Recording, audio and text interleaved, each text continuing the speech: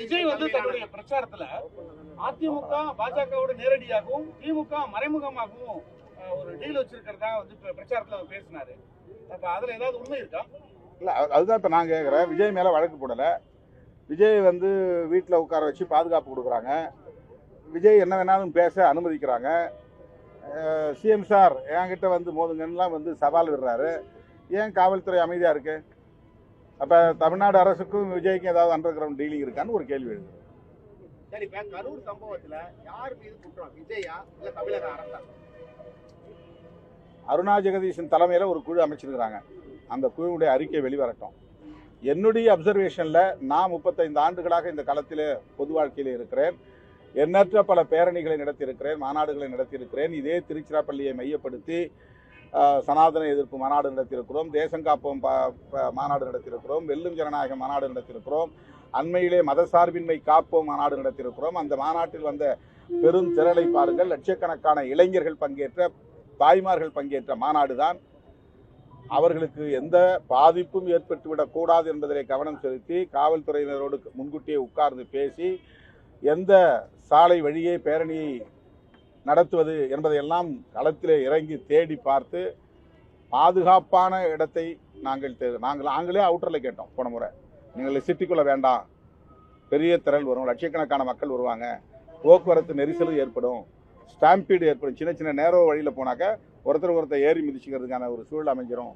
அதனால் எங்களுக்கு ப்ரெஸ்ஸில் கவர் ஆகலனாலும் பரவாயில்ல, எங்கள் நோக்கம் அது அல்ல.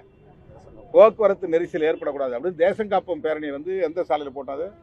பழைய மதுரை இடமலைப்பட்டி, பழைய மதுரை ரோடு, இடமலைப்பட்டி புதூர் ரோடு, அந்த சாலையில் நாங்கள் போட்டோம்.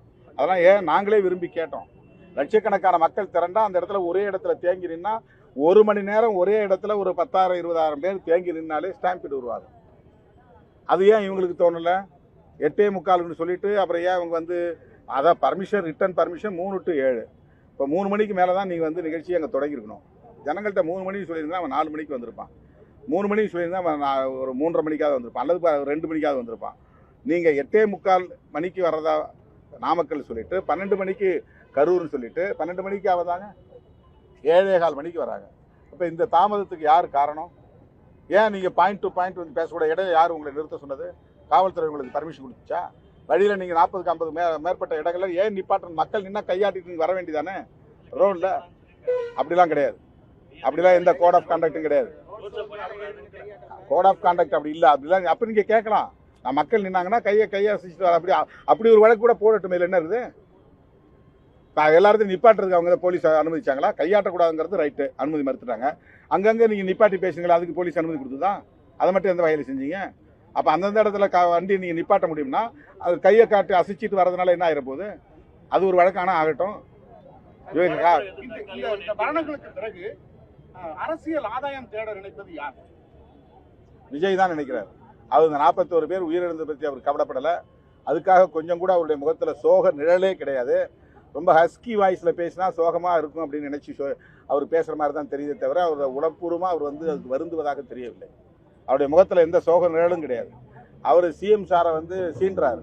அதுதான் அவருடைய நோக்கமாக இருக்குது. 41 பேர் இறந்து போகிற நேரத்தில் என்னால் அன்றைக்கி வர முடியாமல் போச்சு, ஐம் வெரி சாரி, அன்றைக்கி நாங்கள் இருந்தோன்னா இன்னும் ஏதாவது பிரச்சனை ஆயிரும், நான் பயந்துட்டு வந்துட்டேன். அது ஒரு மாரல் ஃபியர், அது ஒன்றும் பயம் கிடையாது. மேலும் வந்து ஜனங்க வந்து நெருக்கி அடித்து வந்தாங்கன்னா மறுபடியும் ஒரு பாதிப்பு ஏற்படக்கூடாதுங்கிறதுக்காக வந்துட்டோன்னா அது ஒரு நல்ல வேல்யூபிள் ரீசன். அது நான் என்னால் வர முடியல, சரி அன்றைக்கி அடுத்த நாளையும் உங்கள் வீட்டில் வச்சு ஒரு அஞ்சலி செலுத்திருக்கலாம், ஒரு இரங்கல் கூட்டம் நடத்திருக்கலாம், அன்றைக்கே நீங்கள் ப்ரெஸ்ஸை மீட் பண்ணியிருக்கலாம், இதுக்காக நான் வருந்துகிறேன்னு சொல்லியிருக்கலாம். இப்படி ஏற்படும்னு நான் எதிர்பார்க்கல, இது பெரிய ஒரு சோகம், இது துக்கம், இது துயரம், இது இதனால் பாதிக்கப்பட்ட குடும்பத்தை சார்ந்த அத்தனை பேருக்கு என்னுடைய வருத்தத்தை தெரிவிச்சுக்கிறேன், ஆழ்ந்த இரங்கலை தெரிவிச்சுக்கிறேன் அப்படின்னு சொன்னால் அவங்களுக்கு எவ்வளோ பெரிய ஆறுதலாக இருக்கும்? 3 நாள் வாய மூடிக்கிட்டு இருந்துட்டு மற்ற ஆர்எஸ்எஸ்காரங்க, பிஜேபிக்காரங்க வந்து சொன்ன பிறகு இவர் வந்து ஒரு 3 நிமிஷம் பேசுகிறார். அப்போ என்ன ரெஸ்பான்சிபிலிட்டி இருக்குது? இந்த மக்கள் மேலே என்ன அக்கறை இருக்குது? தன்னை நம்பியவர்கள் மீது இவருக்கு என்ன அக்கறை இருக்குது? தன்னுடைய ரசிகர்கள் மீது இவருக்கு என்ன அக்கறை இருக்குது? அப்போ இதை வச்சு திரும்ப உடனே திமுக தான் காரணம், சிஎம் தான் காரணம், அவருடைய குடும்பம் தான் காரணம்னு சொல்லி பழி போட பார்க்குறதுனா ஸ்டாம்பீடுக்கும் வயலன்ஸுக்கும் வித்தியாசம் இல்லையா? யாரோ தூண்டி விட்டால் ஒரு வன்முறையாக மாறும், லத்தி சார்ஜிங் போகும், ஃபயரிங் போகும். அப்படி நடந்திருந்தால் அதுக்கு திமுக தான் பொறுப்புன்னு சொல்கிறதுக்கு வாய்ப்பு இருக்குது. உங்கள் தொண்டர்கள் வந்து அளவு கடந்து ஒரு இடத்துல நிற்கிறாங்க. ஒரு ஸ்கொயர் ஃபீட்டில் 4-5 பேர் தான் நிற்க முடியுங்கிறது தான் கணக்கு.